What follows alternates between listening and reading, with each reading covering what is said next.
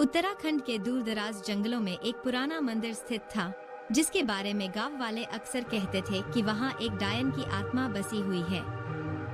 यह मंदिर अजीब घटनाओं और रहस्यमयी गतिविधियों के लिए जाना जाता था और वह जो भी अंदर गया कभी लौट कर नहीं आया। लेकिन एक दिन साहसी युवा जोड़ों का एक समूह उस मंदिर की सच्चाई जानने के लिए जंगल में दाखिल हुआ। 4 दोस्त आदित्य, काव्या, करण और साक्षी गांव में एक पुरानी कहानी सुनते हैं। गांव वाले उन्हें मंदिर के बारे में चेतावनी देते हैं, लेकिन उनके मन में जिज्ञासा जाग उठती है। वे मानते हैं कि यह सिर्फ एक अफवाह है और वे तय करते हैं कि वे इस रहस्य का पर्दाफाश करेंगे।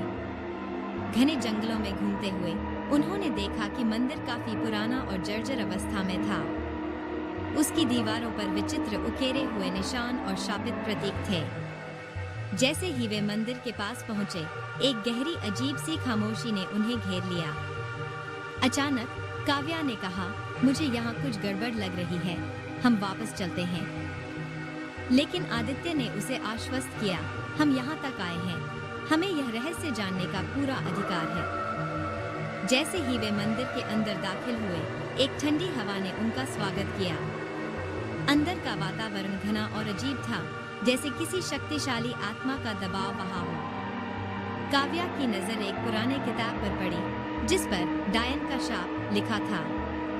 जब उसने किताब को खोला और पढ़ा, तो पाया कि यह मंदिर पहले एक पवित्र स्थान था, लेकिन एक तांत्रिक ने एक महिला को बलि दे दी थी और उसके बाद वह महिला डायन बन गई।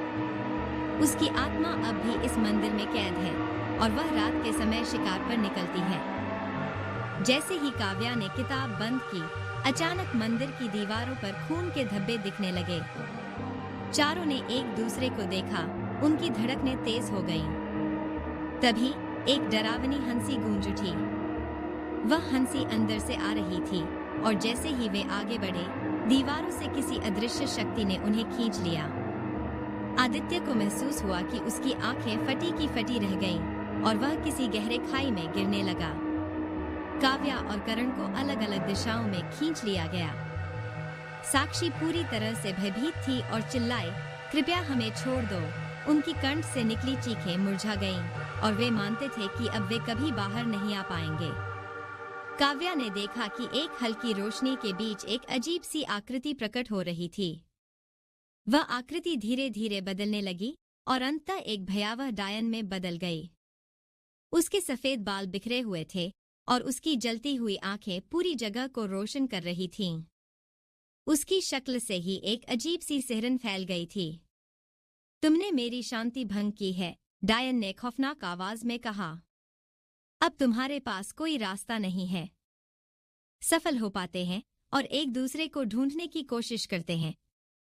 वे समझ जाते हैं कि केवल एक तरीका है, डायन की आत्मा को मुक्त करना। काव्या ने किताब में दिए गए मंत्रों को पढ़ने का प्रयास किया, लेकिन मंत्रों का असर तभी होगा जब वे चारों एक साथ हों। आदित्य ने काव्या को ढूंढ लिया और उसे मंत्रों के बारे में बताया। जैसे ही काव्या ने उन मंत्रों का उच्चारण शुरू किया, मंदिर में एक जोर की आवाज हुई और अचानक से डायन की आत्मा का रूप बदलने लगा। मंत्रों के असर से डायन का रूप बदलने लगा। उसकी जलती आंखें बुझ गई और वह दिव्य प्रकाश में बदलने लगी। उसकी आवाज हल्की और शांति से भर गई। तुमने मुझे मुक्त कर दिया, वह कहा। अब मैं शांति से जा सकती हूँ। डायन की आत्मा दिव्य प्रकाश के रूप में समा गई और मंदिर का वातावरण तुरंत बदल गया। डर और अंधकार की जगह शांति और प्रकाश ने ले ली। चारों दोस्त मंदिर से बाहर निकल आए और जैसे ही वे बाहर पहुंचे, एक जादुई एहसास हुआ कि अब वे सुरक्षित हैं।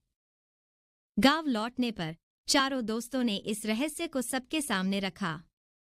गांव वाले चौंक गए, क्योंकि वह मंदिर अब पहले जैसा नहीं था। लोग अब वहां आकर शांति महसूस करते थे और कोई भी वहां से गायब नहीं हुआ था। यह कहानी एक चमत्कारी मोड़ के साथ खत्म होती है, जहां साहस और एकता ने उन्हें उस डायन से मुक्त करवा दिया। अब वह मंदिर एक दिव्य स्थान बन गया और वहां कैद आत्माएं शांति से मुक्त हो गईं। तो दोस्तों, कैसा लगा ये स्टोरी वीडियो कमेंट में बताओ, और इस तरह के स्टोरी वीडियो देखने के लिए हमारे चैनल को सब्सक्राइब कर लो और इस वीडियो को लाइक करना मत भूलना।